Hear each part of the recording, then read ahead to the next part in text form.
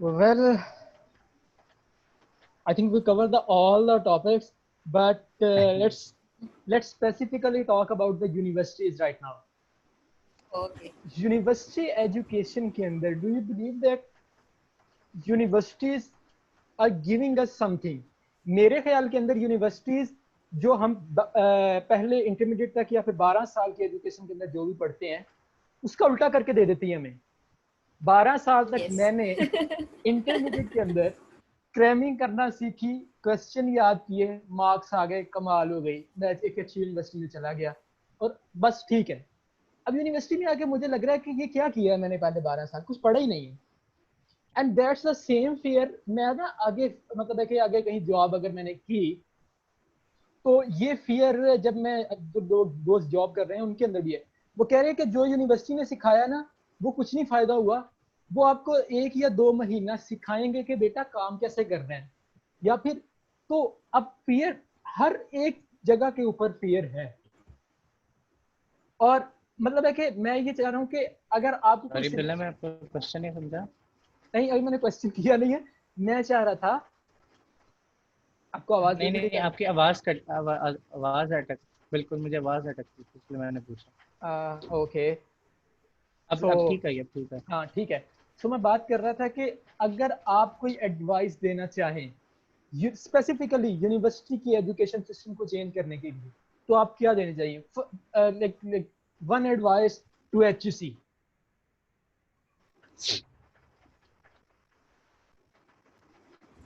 And the one advice I would like to give to HSC is कि जो practical opportunities है ना labs वगैरह में, they must be promoted because I am a master student and I do have a very revolutionary idea for my research purpose. ठीक है, I specifically wanted to research on the suicidal ideas and why people are getting suicidal ideations and मतलब क्या उनके सारे no house हैं। लेकिन issue ये था कि उनके पास टाइम कम था। दे वर स्पेसिफिकली सेइंग टाइम नहीं है। और मैं हैरान थी कि जर्मनी की यूनिवर्सिटीज़ में पीएचडी के स्टूडेंट 6 महीने में काम करके वापस आ जाते हैं। इतनी वेल इस्टेब्लिश्ड लैब्स हैं उनकी, इतनी ज़्यादा अपॉर्चुनिटीज़ हैं उनके पास।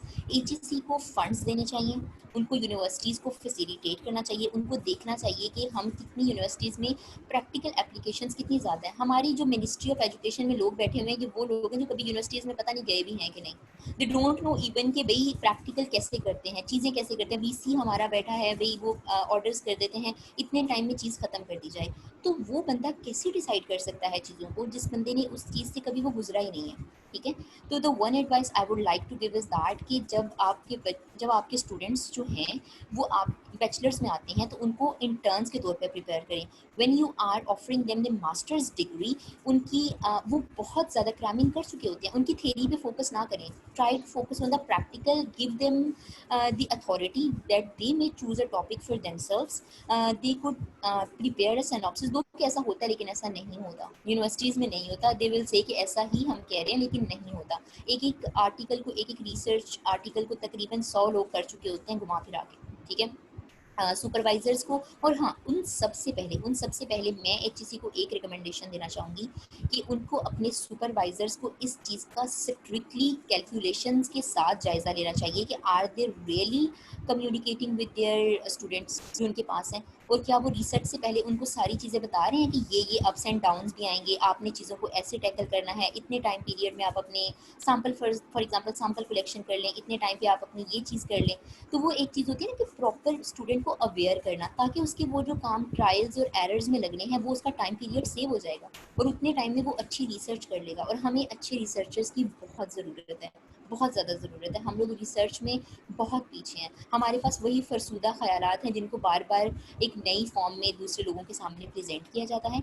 इस मेरा ख्याल है मैंने अब तक इस पूरे घंटे में तकरीबन जो भी बोला होगा उसमें एक चीज़ कॉमन है, उन सबका कंक्लूजन एक निकलता है और वो है awareness about anything at any stage.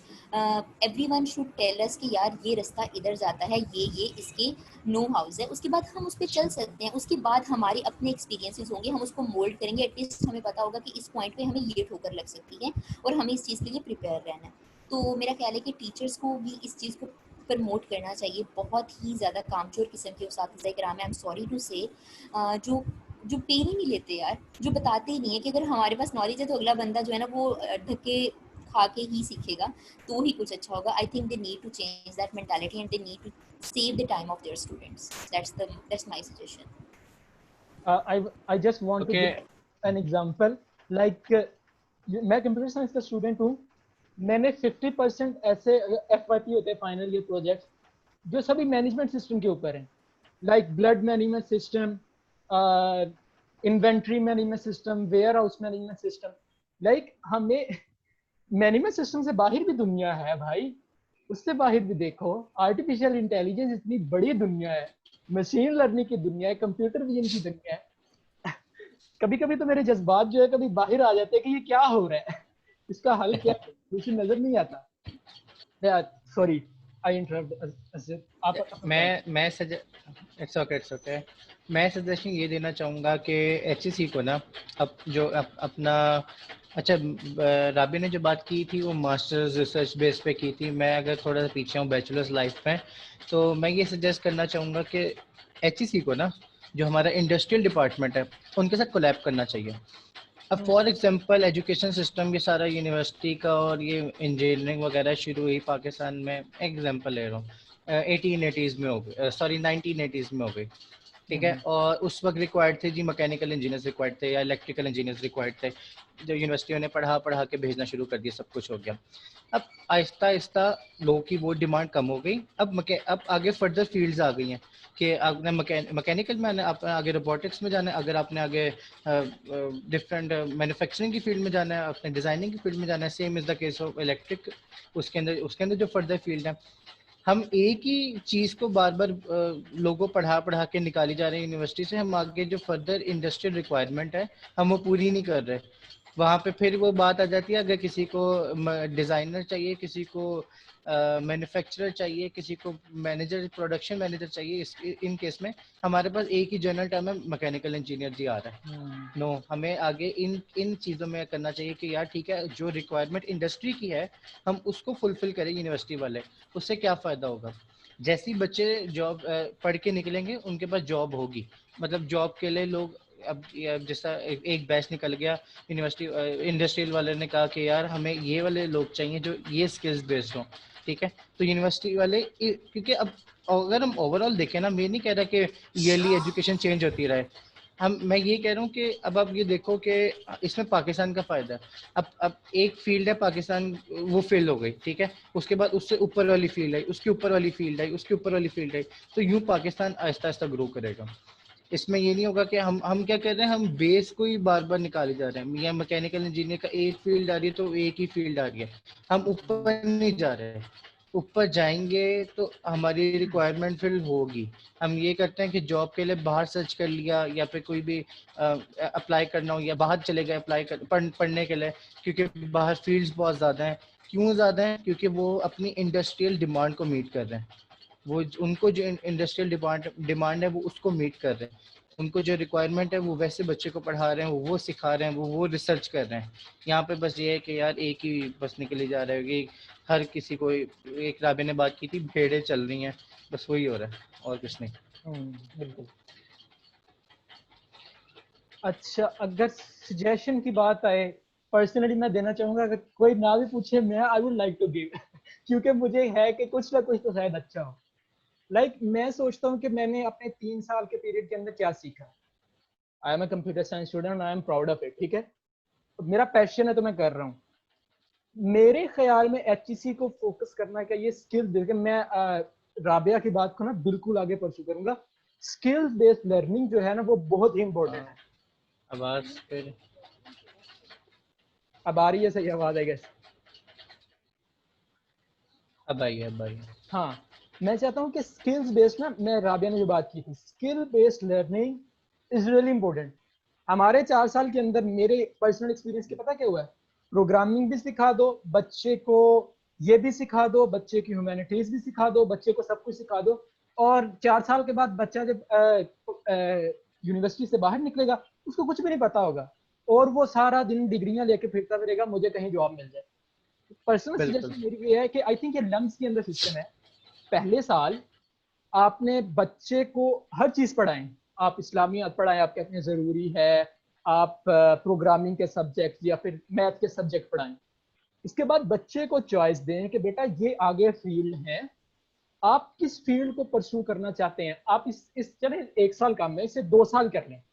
मे भी 2 साल के अंदर आपने हर चीज बच्चे को जो जनरल पढ़ानी है ना, आप चाहे जो मर्जी, चाहे उर्दू पढ़ा दें, चाहे इंग्लिश पढ़ा दें, जो मर्जी पढ़ाएं, 2 साल तक, यूनिवर्सिटी की बात कर रहा हूँ। उसके बाद बच्चे को चूज करने दें कि मैंने यहाँ पर जाना है, बिल्कुल मैंने अगले 2 साल ये करना है, चाहे जो मर्जी हो जाए। आई थिंक ये एचईसी को बहुत फोकस करना चाहिए। एक तो इसमें जॉब बड़ी बढ़ जाएंगी, क्योंकि स्किल बेस के ऊपर बच्चे निकलेंगे बिल्कुल और उस पर फॉलो करेंगे। बिल्कुल। या so second last question of mine is, if you would like to give any personal examples of you instead of yourself, like अगर कोई आपके पास ऐसा बच्चा है जिसने अपना खुद चूज किया, उसके पेरेंट्स ने उसको सपोर्ट किया था, बट अपना चूज किया उसने और उसके अंदर एक्सेल हासिल किया, या फिर any example you would like to share, कोई ऐसे सक्सेसफुल Yes. एंटरप्रेन्योर, अगर राबिया पहले शेयर करें। Uh-huh. Dula, actually, I do have an example of a girl. Her name was Shanze Mir, and she has a very, you can say, a name in the field of artistry and painting. Uh, I met her during the TCF experience. She was with me. She was actually a co-mentor with me in Rahbar Cycle. तो उसकी story से जब मैंने सुना था, she is 30 years old, ठीक है अभी। तो उसने मुझे बताया था कि when I was in my school, तो आई एम सॉरी अगर मैं कुछ थोड़ा बहुत मतलब कुछ डिटेल्स को मैं ना बेहतर तरीके से बता सकूं, बट जितना मुझे याद है कि शी टोल्ड मी कि शी वाज इन स्कूल। तो उसके बाद जब उसने स्टार्ट किया अपने इंटरमीडिएट के बाद, जब उसने आना था इस यूनिवर्सिटी लाइफ में, तो उसने ना rather than the typical degrees, उसने कहा कि मैंने एनसीए में पेंटिंग और इन सारी स्केचेस से रिलेटेड कोई फील्ड थी, उसने कहा कि मैंने वो पढ़नी है। तो उसके पेरेंट्स ने उसको सपोर्ट नहीं किया, though they supported but not in that way, you know there is always a fear कि नहीं भाई हमसे नहीं हो पाएगा या इस तरह से। But that girl she insisted on it, she took the admission in that university, worked really hard, she was blessed with that talent and I'm very happy for her that she chose it for her। और उस लड़की ने ये किया कि उसके बाद उसने जब उस चीज़ को चूज़ कर लिया तो उसके स्कॉलरशिप्स भी लग गए। शी वर्क रियली हार्ड कि उसकी पेंटिंग्स अब एग्जिबिट होती हैं even in America. She is earning अ वाह लॉट फ्रॉम हर फील्ड। और इसके साथ उसकी, देखिए मुझे एक चीज़ जो सबसे ज़्यादा इंस्पायरिंग उसकी स्टोरी में लगी थी कि she got married but that marriage was very toxic, she got divorced. और अगर उसके पास, देखिए एक चीज़ ने उसको ऑलरेडी ट्रॉमा दे दिया, अगर उसके पास अपनी वो फील्ड ना होती, उसने मुझे बताया कि व्हेन आई गेट सैड अपने आप को उस चीज़ से फैन ऑफ करने के लिए पेंटिंग बनाती हूँ, and my painting portray my pain, ठीक है। And right now she is earning the 6 digit salary from all the known brands like Khaadi, Ideas and whatever the other Nishat and all Ideas. तो उसको आए दिन jobs की offer आ रही थी, she was earning a lot, she was satisfied in her field, she was very positive, very calm person, very compose person, and I still aspire from her कि यार बहुत ही अच्छी बात थी। उसने कहा कि at that time I took decision for my self and that was the best decision of my life. I she was gifted with that talent, now she was gifted with that talent, and if you will look at her paintings you will doubt for a minute, is it real?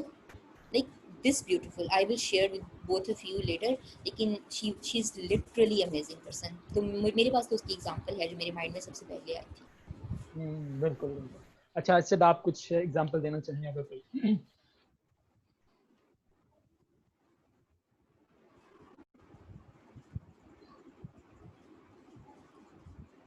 Aster की video stuck तो नहीं करती? या आज ही कर रही है, कोई मसला होगा, चलें है। Let's wait for a minute, अगर उसकी वीडियो ठीक हो जाती है तो। या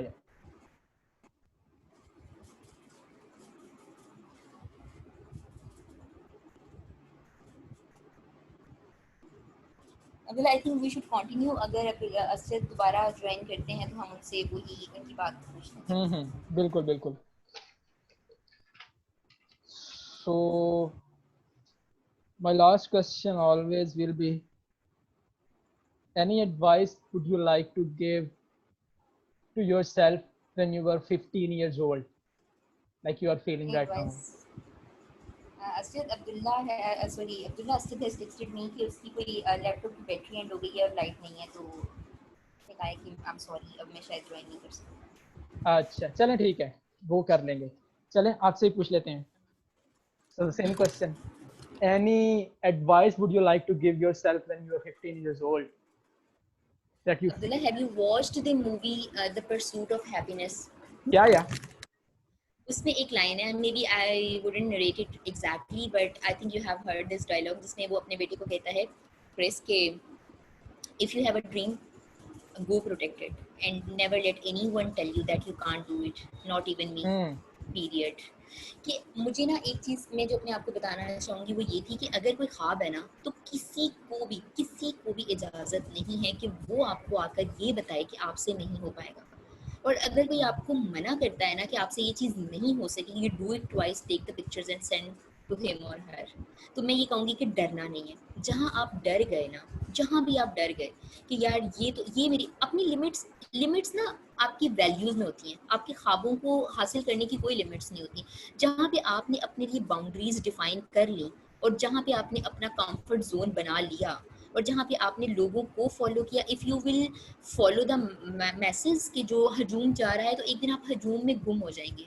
अपनी पहचान खुद बनानी है, अपने अपने रास्ते खुद बनाने हैं, और ये उसी वक्त पॉसिबल होगा जब आपको आपकी अपनी ज़ात पे एतमाद होगा, ठीक है। और 15 years old if I will, ये तो हो गया ना कि चलो सॉरी शायद मैं ट्रैक से हट गई थी, ये तो एक बिगिनर बड़े लेवल के लोगों के लिए एडवाइस है, लेकिन अगर मैं 15 साल की अपनी एज पे वापस जाऊँ तो आई थिंक कि मैं अपने आप को सिर्फ ये एडवाइस करूँगी कि Rabia, you are the only saviour of your life, no one will come and save you. You are in the crisis, you are fearful, you are facing severe issues, you know my story ना, तो तुम खुद हो जो इसको इस चीज़ों से निकाल सकोगी। और अगर आज यहाँ रुक गई ना तो कल बहुत दूर तक देखने की चाह जो है ना वो नहीं रहेगी और वो चीज़ तुम देख भी नहीं पाओगी। So yes, in my case I would like to give this advice कि never fear, never ever fear, never set boundaries, never get comfortable, and if you got a dream, protect it, achieve it, and tell the people that this was my dream and it was worth realizing. That's it. Okay, that's it from my side. Rabia, Abdullah, if I will ask a question from you, that yeah, what sure, advice you would like to give your 15 years old self, then what would be the advice? I have to think, but yeah, I would like to say कि just do it. Don't get afraid of something like अगर किसी ने कह दिया कि तुम ये नहीं कर सकते, तुम्हें ये करना चाहिए, don't follow the rules, make rules for yourself. Break the rules in a good way, by the way. Break the rules and succeed and get success in the world. That's the advice I would like to give. Yeah, वो कहते हैं कि if you don't like the rule, make a rule. नहीं पता नहीं कहता कि I'm sorry मैं क्योंकि असफ की टेक्स्ट से इस वक्त डिस्ट्रैक्ट हो गई हूँ।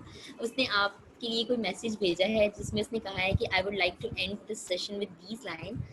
Never dream about success, work for it. I think this is a very worth worth remembering lines कि never dream about success, work for it. काम करना पड़ेगा ना उस मेहनत के लिए। असद की तरफ से भी एक एडवाइस जो है ना वो शामिल होगी। Dreams are important, but work is also important. देखिए वर्क के बगैर तो ड्रीम इम्पॉसिबल है। A dream without a deadline is just a dream. बस। ये करना जरूरी है। Dream, discovery, and delivery. That's the pattern to follow. I would say ask, believe, and receive. Ask, believe, and receive. That's another way to. Okay, Rabia, and I would like to thank Asjad Islam again. कुछ connection की वजह से हो गया, लेकिन मैं उसे भी थैंक करना चाहूँगा और आपको स्पेशली थैंक करना चाहूँगा, आपने इतना वैल्यूएबल टाइम जो है मुझे दिया, हमें दिया, और जितने भी लोग देख रहे हैं उनको। Okay, thank you very much. Thank you very much. Thank you, Abdullah. Thank you for having me, and I'm indebted. Take care of yourself. Okay.